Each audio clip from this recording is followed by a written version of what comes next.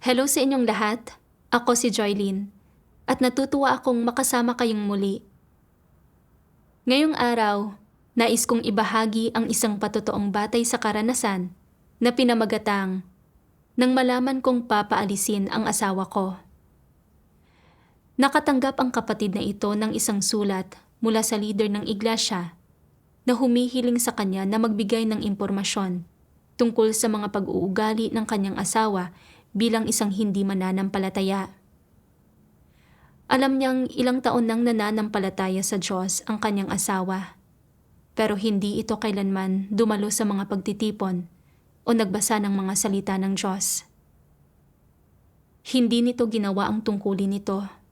Sa halip, hinangad nito ang pera at mga kasiyahan ng laman, at sa katunayan, isa itong hindi mananampalataya. Gayunpaman, nang kailangan na niyang ibigay ang impormasyon, nag-atubili siya. Nag-alala siya na kung iuulat niya ang mga pag-uugali nito, mapapaalis ito at tuluyang mawawala ang pagkakataon nitong maligtas. Natakot din siyang baka sabihin ng iba na wala siyang puso. Sa harap ng lahat ng alalahaning ito, ano ang dapat niyang piliin? Pakinggan natin ang kanyang patotoo.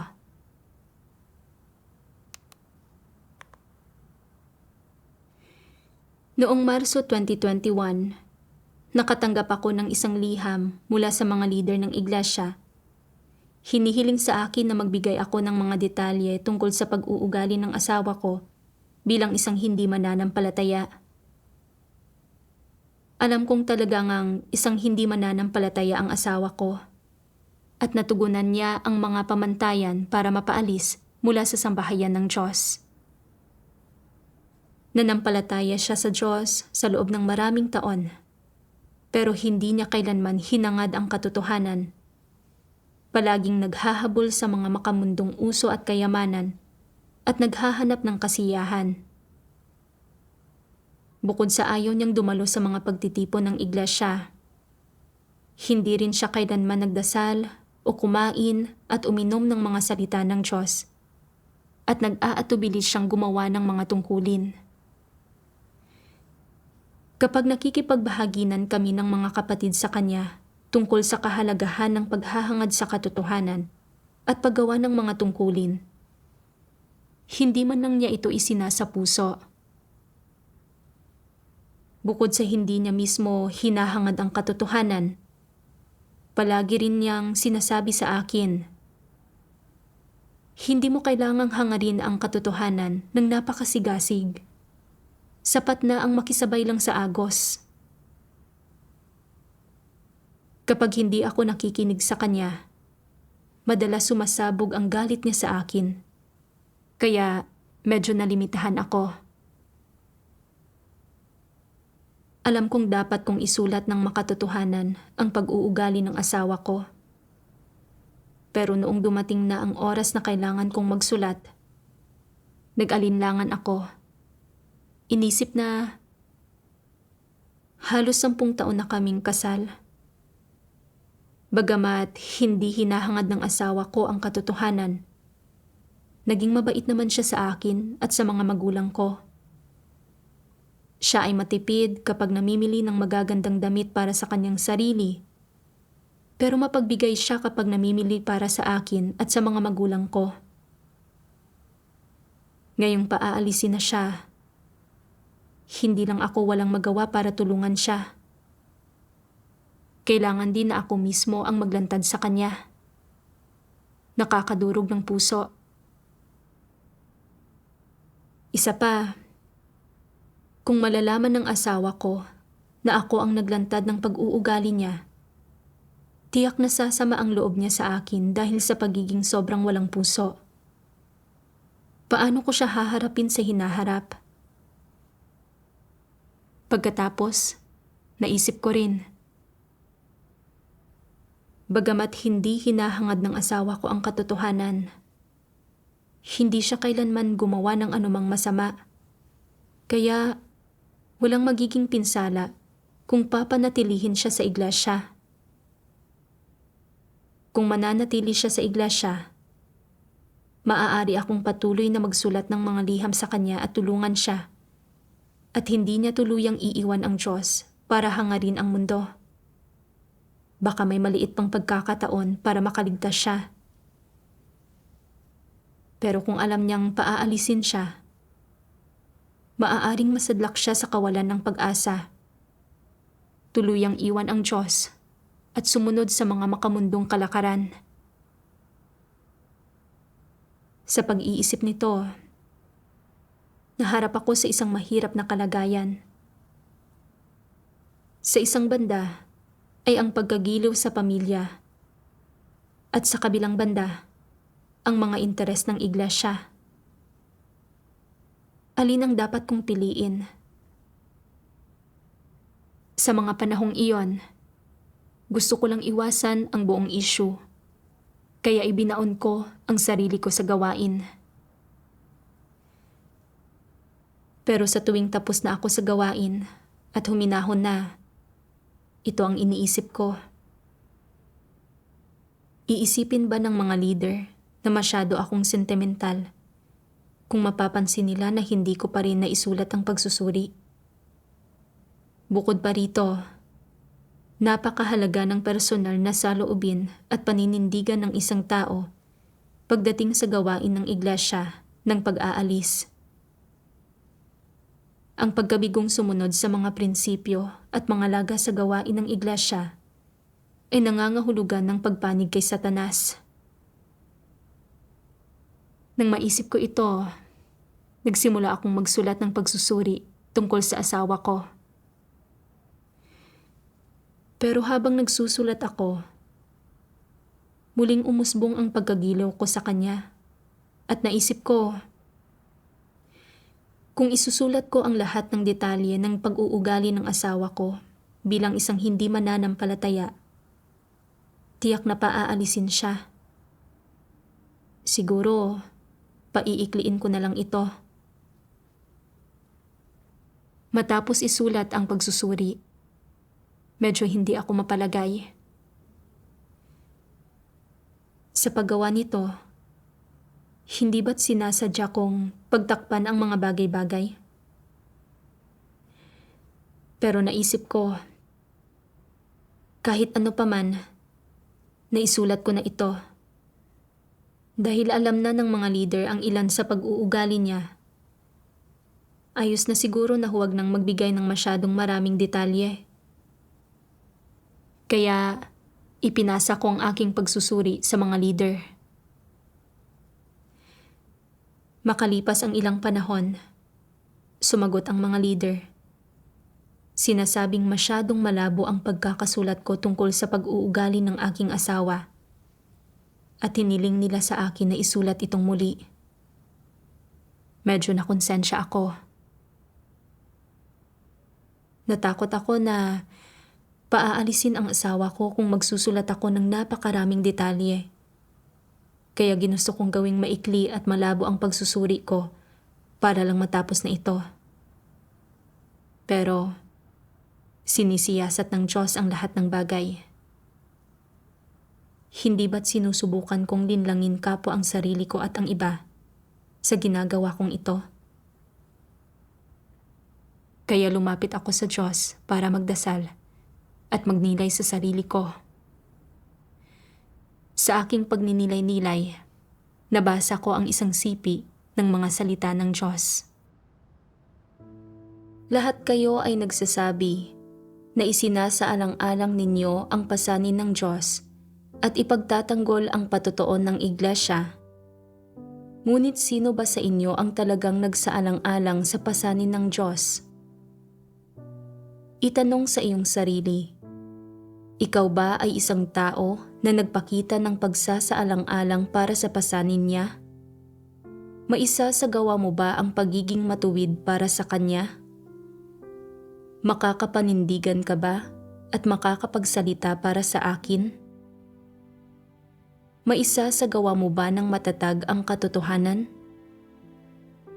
Ikaw ba ay may sapat na lakas ng loob na labanan ang lahat ng gawa ni Satanas? Makakaya mo bang isantabi ang iyong mga damdamin at ilantad si Satanas para sa kapakanan ng aking katotohanan? Mapahihintulutan mo ba ang aking mga layunin na matugunan sa iyo?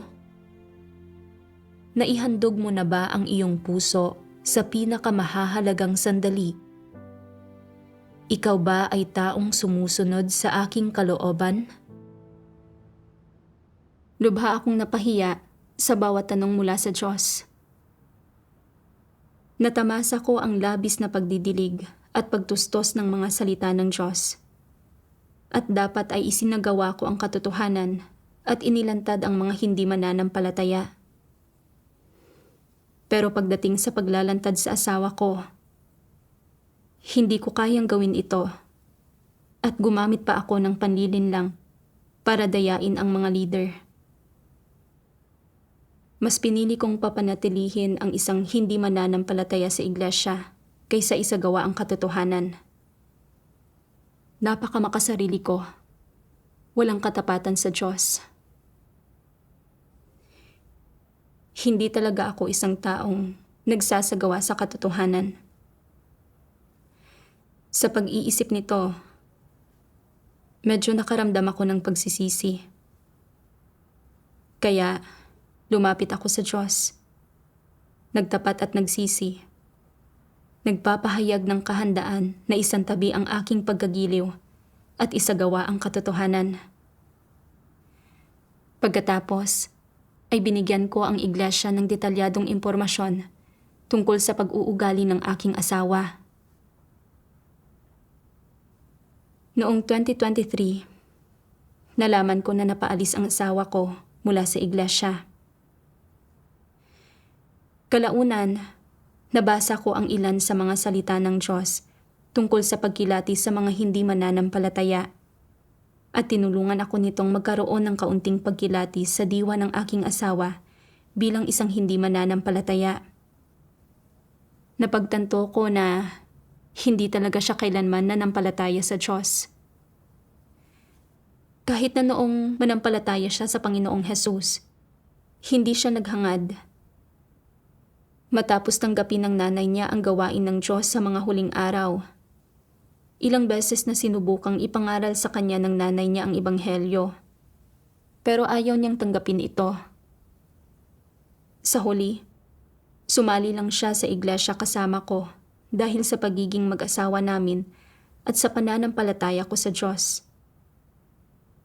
Gayunpaman, madalas niyang sinasabi sa akin na sa pananampalataya sa Diyos, ayos lang na sumabay lang sa agos, na hindi namin kailangang maghangad ng labis at na dapat unahin namin ang kumita ng pera. Kaya wala siyang masyadong ginawa sa kanyang mga tungkulin pagkatapos niyang manampalataya sa Diyos. Matapos akong makipagbahaginan sa kanya ng madalas tungkol sa kahalagahan ng paggawa ng aming mga tungkulin, at tubili siyang pumayag na magpatuloy ng mga kapatid para sa mga pagtitipon. Pero ayaw niyang manatili sa bahay para panatilihin silang ligtas.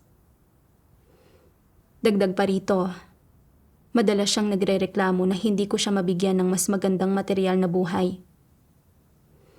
Bagamat maayos ang mga kondisyon ng pamumuhay ng pamilya namin, walang kakapusan sa pagkain o mga pangangailangan, hindi pa rin siya nasisiyahan at gusto niyang manirahan sa isang mas magandang bahay. Nang makitang nananampalataya ako sa Diyos at hindi ko kayang tugunan ang mga hinihingi niya, ilang beses niyang sinabi na ayaw na niyang ipagpatuloy ang pananalig niya. Pero sa tuwing nakakaranas siya ng kasawiang palad, agad siyang nagiging masigasig, nagdarasal at nagbibigay ng mga handog. Kapag lumipas na ang mga suliranin, bumabalik siya sa dati niyang gawi. Malinaw na ang pananalig niya ay ganap na para lang sa pagkamit ng mga pagpapala. Marami rin siyang mga kuro-kuro tungkol sa Diyos at madalas niya itong ipinapahayag sa harap ko. Sinasabi sa akin na huwag kong hangarin ng masyadong masigasig ang pananalig ko at huwag akong umalis ng bahay para gawin ang mga tungkulin ko.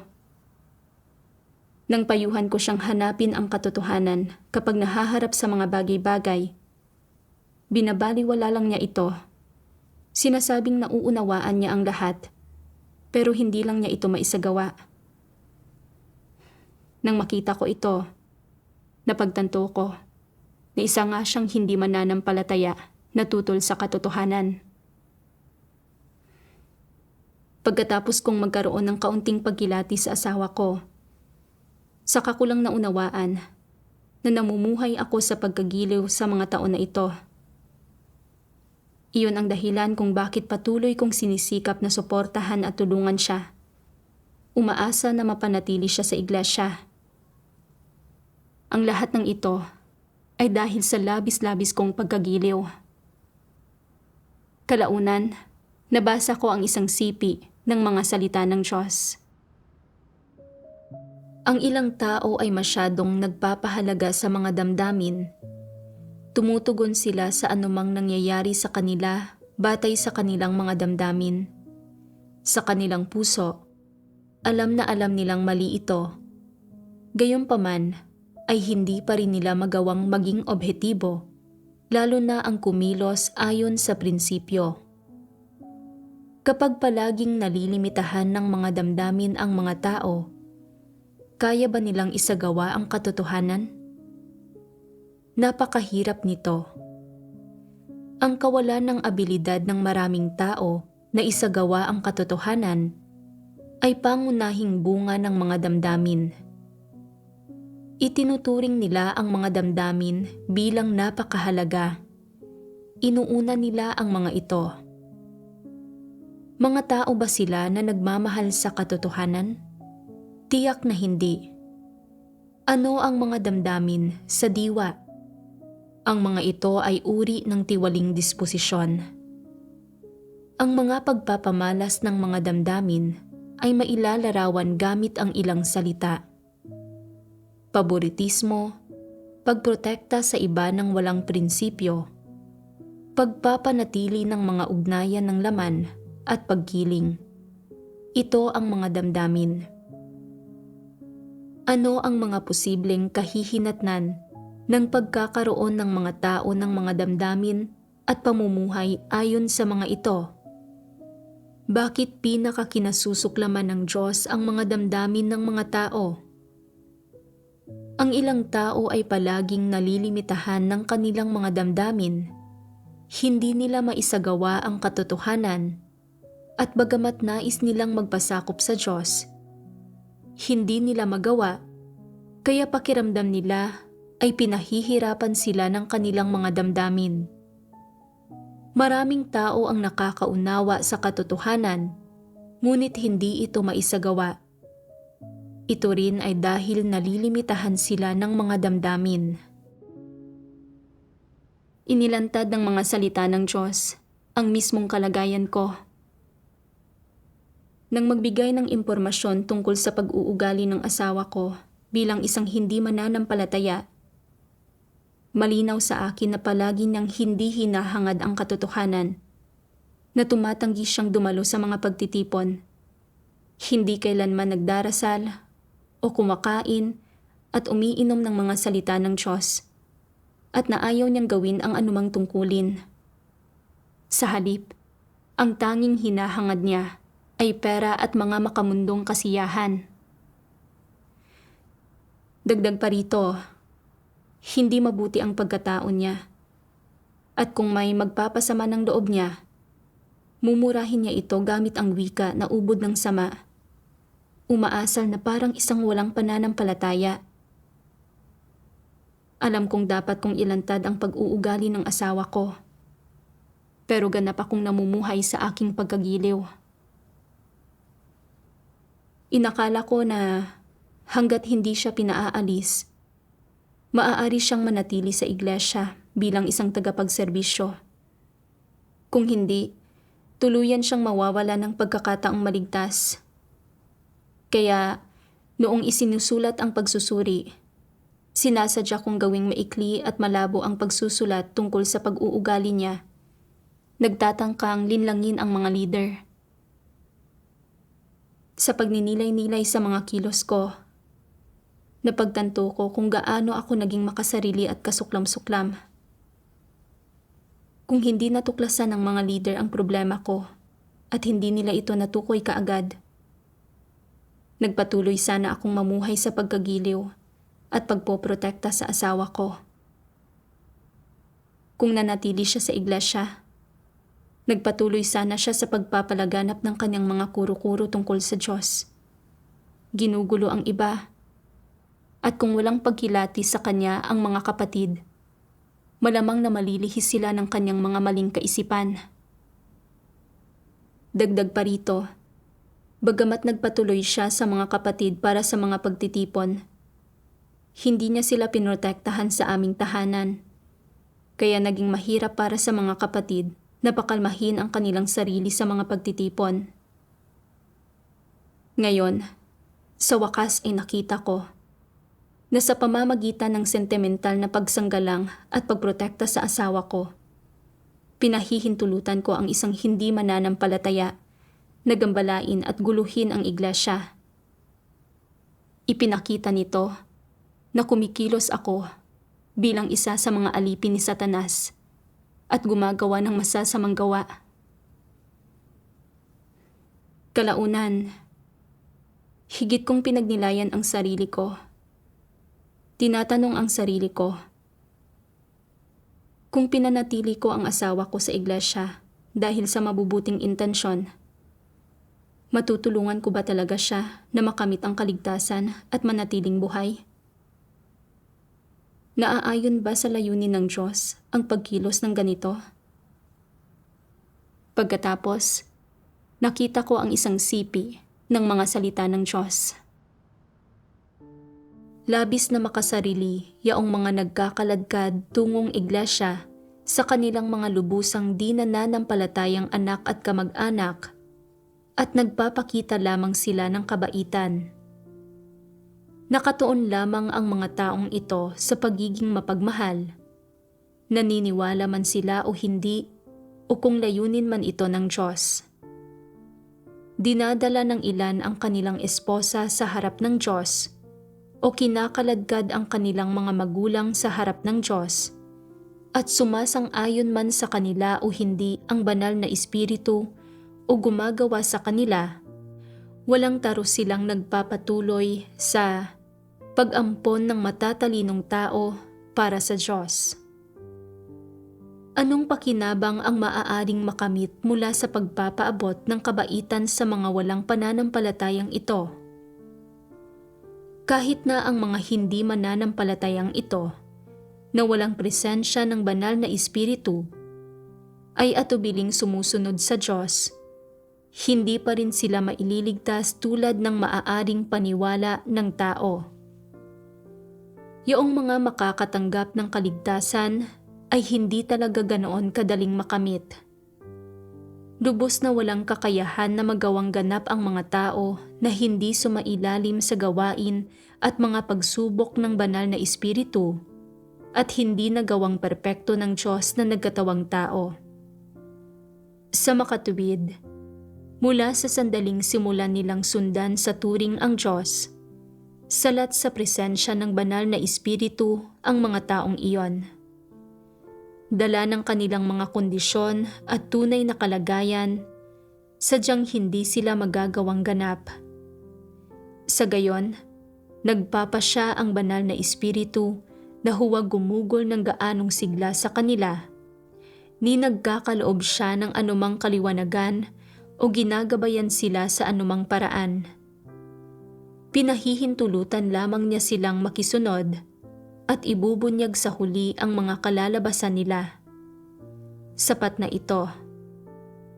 Ang sigasig at mga layunin ng sangkatauhan ay mula kay Satanas at hindi makakaya ng mga bagay na ito sa anumang paraan na gawing ganap ang gawain ng banal na espiritu. Ano paman ang mga tao, dapat silang magtaglay ng gawain ng banal na espiritu. Maaari bang gawing ganap ng mga tao ang mga tao? Bakit minamahal ng isang lalaki ang kanyang asawa? Bakit minamahal ng isang babae ang kanyang asawa? Bakit masunurin ang mga anak sa kanilang mga magulang? Bakit mahal na mahal ng mga magulang ang kanilang mga anak? Anong uring mga intensyon ang tunay na kinikimkim ng mga tao? Ang intensyon ba nila ay hindi upang matugunan ang sarili nilang mga plano at mga makasariling pagnanais? Tunay bang ibig nilang kumilos alang-alang sa plano ng pamamahala ng Diyos? Tunay nga bang kumikilos sila alang-alang sa gawain ng Diyos? Ang layon ba nila ay tuparin ang tungkulin ng isang nilikha? Yaong mga hindi nagagawang matamo ang presensya ng banal na Espiritu mula noong sandaling nagsimula silang maniwala sa Diyos, ay hindi kailanman makakayang makamit ang gawain ng banal na Espiritu. Ang mga taong ito ay tiyak na mga pakay na wawasakin. Gaano man kalaki ang pagmamahal na mayroon ang isang tao para sa kanila, hindi nito makakayang halinhan ang gawain ng banal na Espiritu. Kumakatawan ang sigasig at pagmamahal ng mga tao sa mga layunin ng tao, ngunit hindi maaaring kumatawan ang mga ito sa mga layunin ng Diyos, ni hindi maaaring ipanghalili sa gawain ng Diyos. Kahit na ipinaabot ng isang tao ang pinakamalaking posibleng dami ng pagmamahal o awa sa mga tao na naniniwala sa turing sa Diyos at nagpapanggap na sumusunod sa Kanya, nang hindi nalalaman kung ano ang tunay na kahulugan ng maniwala sa Diyos, hindi pa rin nila matatamo ang simpatya ng Diyos ni makakamit ang gawain ng banal na Espiritu. Kahit na mahina ang kakayahan ng mga tao na taus-pusong sinusundan ang Diyos at hindi magawang maunawaan ang maraming katotohanan, makakaya pa rin nila na paminsan-minsang makamit ang gawain ng banal na Espiritu. Gayunman, yaong mga may masyadong mahusay na kakayahan, ngunit hindi taus-pusong naniniwala, ay sadyang hindi makakamit ang presensya ng banal na Espiritu. Walang lubos na posibilidad para sa kaligtasan ng gayong mga tao. Kahit binabasa nila ang mga salita ng Diyos o paminsan-minsang pinakikinggan ang mga pangaral o kahit inaawit ang mga papuri sa Diyos, sa huli ay hindi nila magagawang makaligtas hanggang sa oras ng pamamahinga. Sa pamamagitan ng mga salita ng Diyos, naunawaan ko na kung ang isang tao ay makakatahak sa landas ng paghahangad sa katotohanan at maliligtas at mananatiling buhay sa huli, ay hindi nakasalalay sa tulong o suporta ng iba. Hindi ang simpleng bagay gaya ng pananatili sa iglesia ng hindi umaalis ang nagbibigay ng pag-asa sa isang tao para manatiling buhay. Sa halip, nakasalalay ito sa saloobin ng tao sa Diyos at sa katotohanan, pati na rin sa kung makakamit ba niya ang gawain at pagpeperpekto ng banal na Espiritu sa kanyang personal na paghahangad. Sa simula pa lang, hindi kailanman taus-pusong nananampalataya sa Diyos ang asawa ko. Hindi niya kailanman nilayon na tuparin ang mga tungkulin niya para mapalugod ang Diyos. At hindi siya kailanman nagpasakop sa mga pagsasaayos ng iglesia. Maging noong nag-atubili siyang patuloyin ang mga kapatid para sa mga pagtitipon, hindi siya nagpasa ng anumang responsabilidad. Gaano man nakipagbahaginan sa kanya ang mga leader ng iglesia, hindi niya kailanman binago ang mga gawin niya. Ilang beses pa nga niyang binanggit na ayaw na niyang manampalataya sa Diyos. Sa sobrang pagtutol sa katotohanan, kahit pilitin ko siyang manatili sa iglesia, hindi gagawa sa kanya ang banal na Espiritu. Kung ganoon ang kaso, hindi ba't mawawalan ng saysay ang lahat ng pagsisikap ko? Ang pagnanais kong mapanatili ang asawa ko sa iglesia, ay bunsod ng aking personal na pagkagiliw at pagkamakasarili. Bukod sa hindi magiging epektibo ang gayong mga kilos, maaari ding humantong ang mga ito sa pagsalungat sa disposisyon ng Diyos dahil sa pagkagiliw ko. Naalala ko na isinasaad ng isa sa 10 atas administratibo ng kapanahunan ng kaharian. Ang kaanak na iba ang pananalig, ang iyong mga anak, ang iyong asawa, iyong mga kapatid o magulang at iba pa ay hindi dapat piliting sumapi sa iglesia. Ang sambahayan ng Diyos ay hindi kulang sa mga kasapi at hindi kailangang pataasin ang bilang nito ng mga taong walang silbi. Hindi na dapat akayin sa iglesia ang lahat ng hindi malugod na nananampalataya. Ang atas na ito ay para sa lahat ng tao. Dapat ninyong pigilan, pangasiwaan, at paalalahanan ang isa't isa sa bagay na ito at walang sino mang maaaring lumabag dito.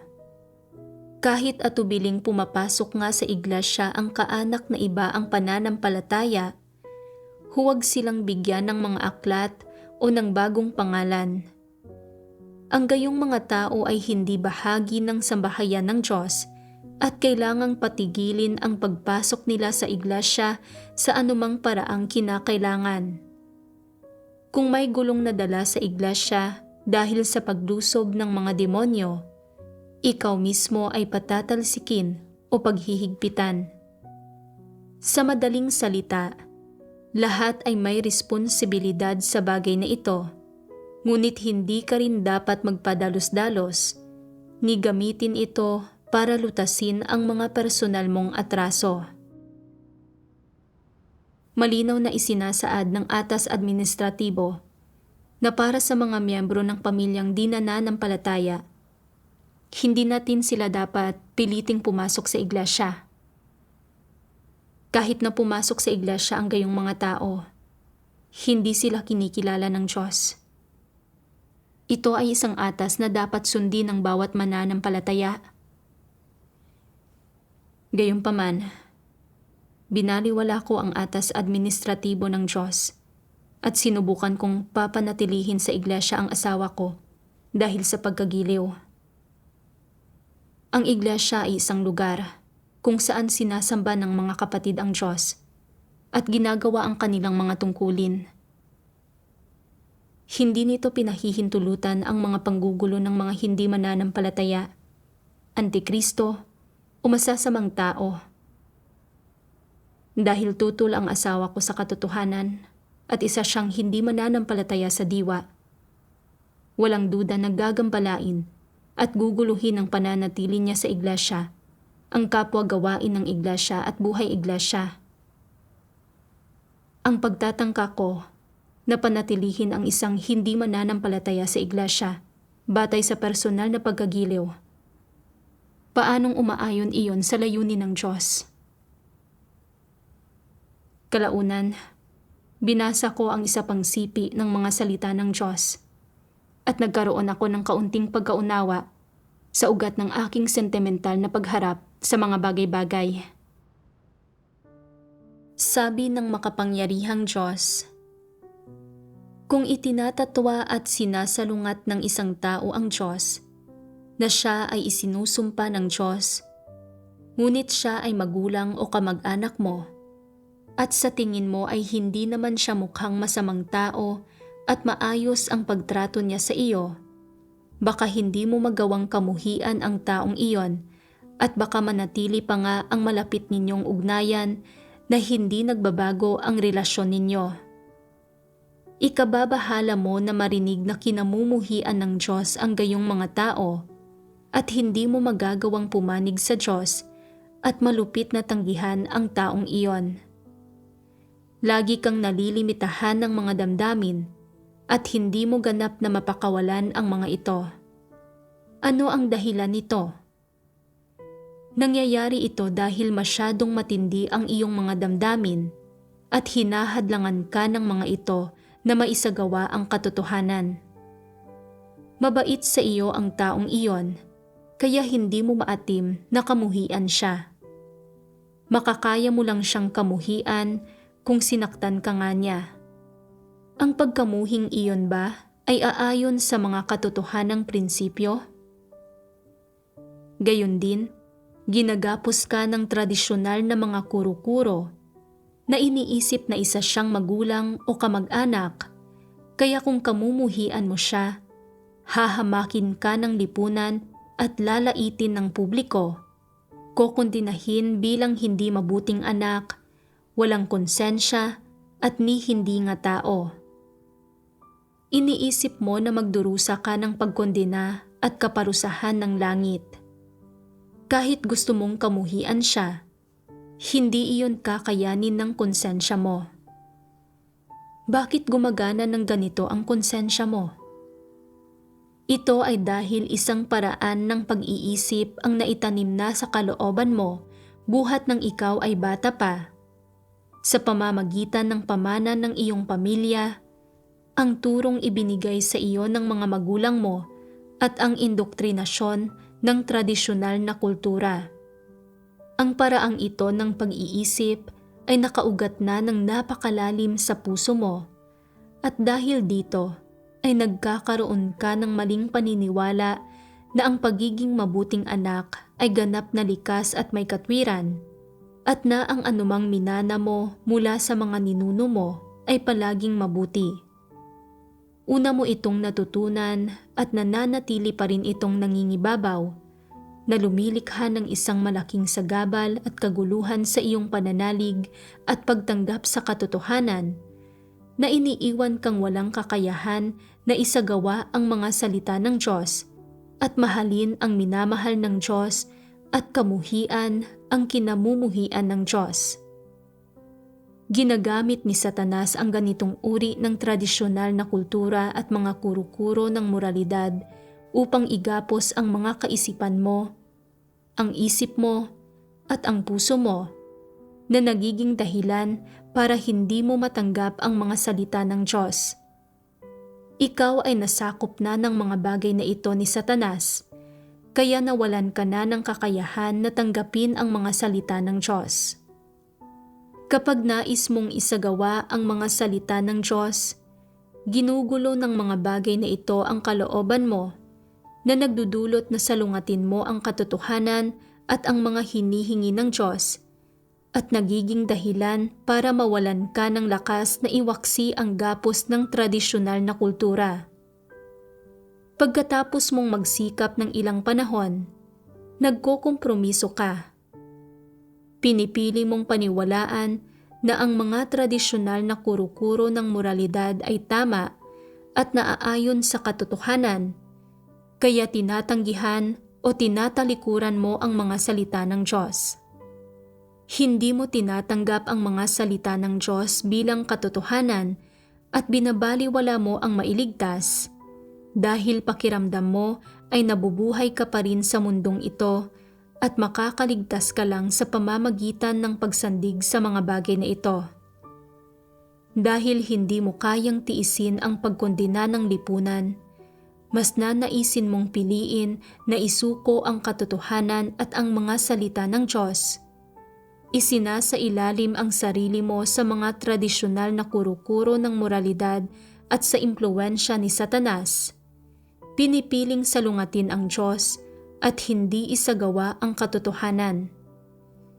Sabihin mo sa akin, hindi ba't ang tao ay kahabag-habag? Hindi ba't kailangan niya ang pagliligtas ng Diyos? Inilantad ng mga salita ng Diyos ang ugat ng sentimental na paraan ng pagkilos ko. Pagdating sa pagbibigay ng mga detalye tungkol sa pag-uugali ng asawa ko bilang isang hindi mananampalataya, hindi ko siya kinilatis o inilantad batay sa kanyang diwa o saloobin sa Diyos at sa katotohanan. Sa halip, nakatuon lang ako sa katunayan na karaniwan siyang mabuti sa akin at inalagaan niya ang mga magulang ko. Dahil dito, napako ako sa aking pagkagiliw at sinubukan kong ipagtanggol at protektahan siya. Bagamat alam ko na isa siyang hindi mananampalataya at ang kaso niya ay naaayon sa mga prinsipyo na nagbigay katwiran sa pagpapaalis sa kanya sa iglesia. Ang pagsunod ko sa mga prinsipyo at paglalantad sa kanya at panonood pa nga habang pinaaalis siya sa iglesia ay magpapabagabag sa akin na parang ayaw itong pahintulutan ng konsensya ko. Pakiramdam ko pa nga na kung ilalantad ko ang asawa ko, bibiguin ko siya.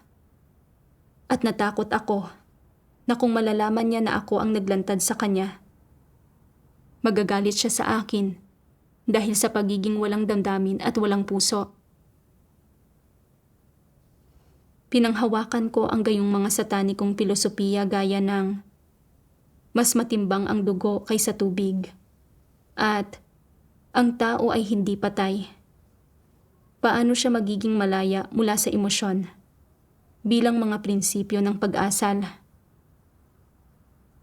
Nakagapo sa mga kaisipang ito. Nakaramdam ako ng panloob na pressure. Wala akong pakialam kung ang taong ito ay isang hindi mananampalataya o kung gaano kalaki ang pinsalang idudulot ng taong ito sa gawain ng iglesia at sa mga kapatid kung mananatili siya sa iglesia. Inisip ko lang na hanggat kamag-anak ko ang taong ito, hindi ko siya pwedeng ilantad. Naramdaman ko pa nga na kailangan ko siyang pagtakpan. Nalabag sa aking konsensya. At nag-alala ako na kung hindi ko ito gagawin, tatawagin ako ng mga tao na walang puso. Sa wakas ay nakita ko na ang mga kasabihang mas matimbang ang dugo kaysa tubig at ang tao ay hindi patay. Paano siya magiging malaya mula sa emosyon? Ay hindi naman talaga mga prinsipyo ng pag-asal. At na ang pag-asal batay sa mga satanikong laso na ito ay magtutulak lang sa akin na mapako sa pagkagiliw at hindi na makakilatis sa kung ano ang tama sa mali. Noong Hulyo 2023, nakatanggap ako ng liham mula sa aking biyanan na nagsasabing gustong makipagdiborsyo ng asawa ko sa korte. Ginusto ko talagang umuwi para mapanatili ang aming kasal. Pero pagkatapos basahin ang ilang salita ng Diyos na partikular na nauugnay sa kalagayan ko, napagtanto ko na ako at ang asawa ko ay magkaibang uri at hindi pareho ang landas namin. Kung mamumuhay kami ng magkasama, ang tanging kalalabasan ay walang katapusang pagdurusa. Higit pa rito, naranasan ko ang patnubay at mga pagpapala ng Diyos habang ginagawa ang mga tungkulin ko ng malayo sa tahanan sa nakalipas na ilang taon. Napagtanto ko na ang paghahangad lang sa katotohanan ang tamang landas sa buhay. Kaya, nagpasya akong kalimutan ang ideya ng pag-uwi. Salamat sa Diyos sa paggabay sa akin. Nabitiwan ang aking pagkagiliw. Dito na nagtatapos ang episode na ito. Sana ay nakapagbigay liwanag ito sa inyo. Salamat sa panonood at hanggang sa muli.